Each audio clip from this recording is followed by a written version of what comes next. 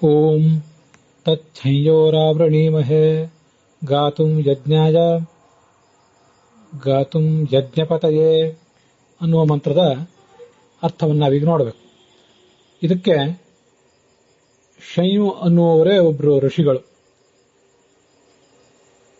ವಿಶ್ವೇದೇವ ನಾಮಕನಾದ ಭಗವಂತ ಇದರ ದೇವತ, ಶಕುರಿ ಇದರ ಛಂದಸ್ಸು. ಸಂಧ್ಯೋಪಸ್ಥಾನದಲ್ಲಿ ಋಗ್ವೇದಿಗಳು, ಘಟ್ಟದ ಮೇಲೆ ಋಗ್ವೇದಿಗಳು ಇದನ್ನ ಉಪಯೋಗ ಮಾಡ್ತಾರೆ ಅಂತ ಕಂಡು ಬರ್ತದೆ. ಅದಕ್ಕೆ ಅರ್ಥ ಏನು? ಶಂಯೋಹ, ಶಂ ಅಂದ್ರೆ ಸುಖ, ಶಂಯು ಅಂದ್ರೆ ಸುಖ ಪ್ರಾಪ್ತಿ ರೂಪವಾದದ್ದು. ಶಂಯೋಹ ಆ ಸುಖ ಪ್ರಾಪ್ತಿ ರೂಪವಾದ ಮೋಕ್ಷಕ್ಕಾಗಿ, ಮೋಕ್ಷದ ಪ್ರಾಪ್ತಿಗಾಗಿ. ಯಜ್ಞಪತೆಯೇ, ಯಜ್ಞದ ಪತಿಯಾದ, ಯಜ್ಞ ನಿಯಾಮಕನಾದಂತಹ ನಾರಾಯಣನನ್ನ ಧ್ಯಾನ ಮಾಡಲಿಕ್ಕಾಗಿ, ಅವನನ್ನು ಗಾತುಂ, ಅವನನ್ನು ಪ್ರಶಂಸಿಸಲಿಕ್ಕಾಗಿ. ಮುಂದೆ ಯಜ್ಞಾಯ ಅಂತ ಮತ್ತೊಂದು ಶಬ್ದ ಇದೆ. ಮೊದಲು ಯಜ್ಞ ಪತಯ ಅಂತಿದೆ, ಮುಂದೆ ಈಗ ಯಜ್ಞಾಯ ಅಂತಿದೆ. ಇಲ್ಲಿ ಯಜ್ಞಾಯ ಅಂದ್ರೆ ಯಜ್ಞಾದಿ ಕರ್ಮಗಳಿಗಾಗಿ, ಗಾತುಂ ಭಗವಂತನನ್ನು ಗಾನ ಮಾಡಲು.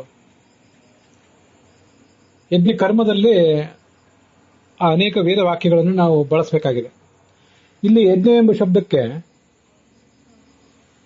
ಯಜ್ಞ ಕರ್ಮ ಅಂತ ಹೀಗೆ ಅರ್ಥ ಮಾಡುವ ಬದಲು ಭಗವಂತನಿಗೇನೆ ಯಜ್ಞಪತಿ ಅಂತ ಒಂದು ರೂಪ, ಯಜ್ಞ ಅಂತ ಒಂದು ರೂಪ ಅಂತನೂ ಅರ್ಥ ಮಾಡ್ಕೊಳ್ಬಹುದು.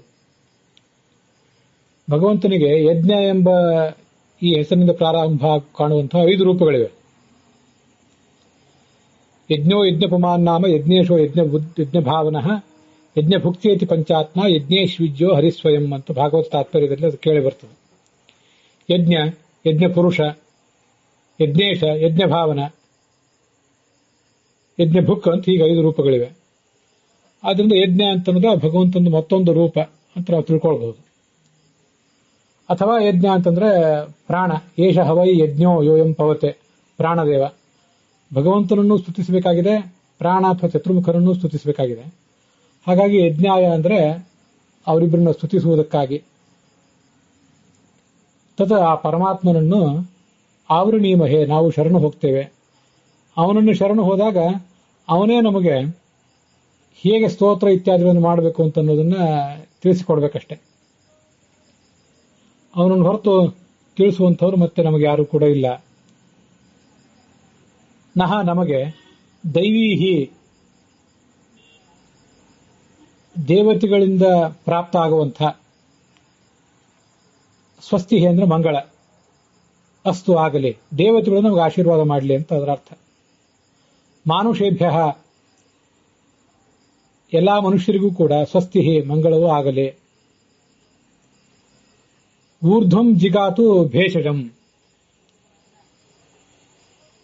ಊರ್ಧ್ವ ಅಂತಂದ್ರೆ ಶ್ರೇಷ್ಠನಾದಂಥ, ಭೇಷಜ ಅಂದ್ರೆ ಸಂಸಾರವೆಂಬ ರೋಗಕ್ಕೆ ಔಷಧ ಪ್ರಾಯದನಾಗಿರುವಂಥ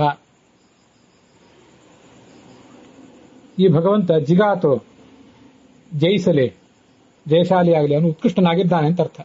ಇನ್ನು ಮುಂದೆ ಅವನು ಜಯಶಾಲಿ ಆಗಬೇಕಾದ ಕಾರಣ ಏನೂ ಇಲ್ಲ, ಈಗಾಗಲೇ ಜಯಶಾಲಿ ಆಗಿದ್ದಾನೆ ಅನ್ನುವುದರ ಅರಿವು ನಮಗಾಗಲಿ ಅಂತ ಹೀಗೆ ಅದರ ಅರ್ಥ. ಅಲ್ಲಿ ಊರ್ಧ್ವ ಅಂತ ಶಬ್ದ ಇದೆಯಲ್ಲ, ಆ ಊರ್ಧ್ವ ಎಂಬ ಶಬ್ದಕ್ಕೆ ನಾವು ಸರ್ವಮೂಲಕ್ಕನುಸಾರವಾಗಿ ಹೀಗೊಂದು ಅರ್ಥವನ್ನ ಇಟ್ಕೋಬಹುದು. ಊರ್ಧ್ವಸ್ಸ ಭಗವಾನ್ ಸರ್ವ ವಿಶಿಷ್ಟೋ ಯತ್ ಸದೈವ ಹಿ ಅಂತ ಬೃಹದಾರಣ್ಯಕ ಭಾಷ್ಯದಲ್ಲಿ ಕೇಳಿ ಬರ್ತದೆ. ಗೀತಾ ಭಾಷ್ಯದಲ್ಲೂ ಕೂಡ ಊರ್ಧ್ವ ಮೂಲ ಮಧುಶಾಖಂ ಇತ್ಯಾದಿ ಕಡೆಗಳಲ್ಲಿ ಊರ್ಧ್ವ ಅಂದ್ರೆ ವಿಷ್ಣು,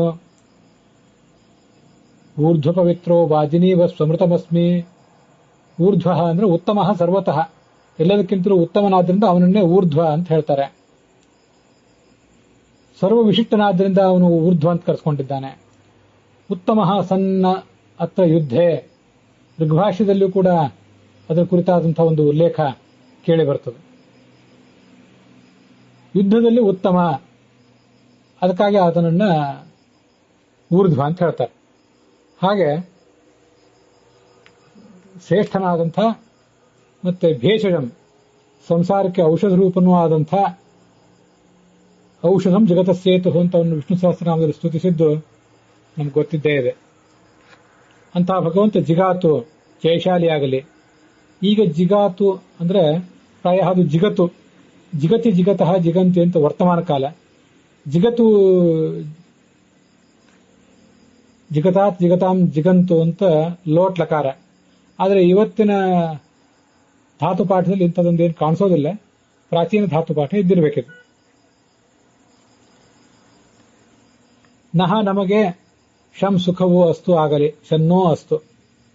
ದ್ವಿಪದೆ ಎರಡು ಕಾಲಿನ ಎಲ್ಲಾ ಪ್ರಾಣಿಗಳಿಗೆ ನಾವು ಹೀಗೂ ಇಟ್ಕೋಬಹುದು. ನಹ ನಮ್ಮ, ದ್ವಿಪದೆ ಎರಡು ಕಾಲಿನ ಪ್ರಾಣಿಗಳು ಅಂದ್ರೆ ನಮ್ಮವರಾದಂತಹ ಕುಟುಂಬ ಮಿತ್ರ ಇವರೆಲ್ಲರೂ ಕೂಡ ಅವರಿಗೂ ಸುಖ ಆಗಲಿ. ಚತುಷ್ಪದೆ ನಾಲ್ಕು ಪಾದದ ಪ್ರಾಣಿಗಳಿಗೆ ಶಂ ಅಸ್ತು ಸುಖವಾಗಲಿ.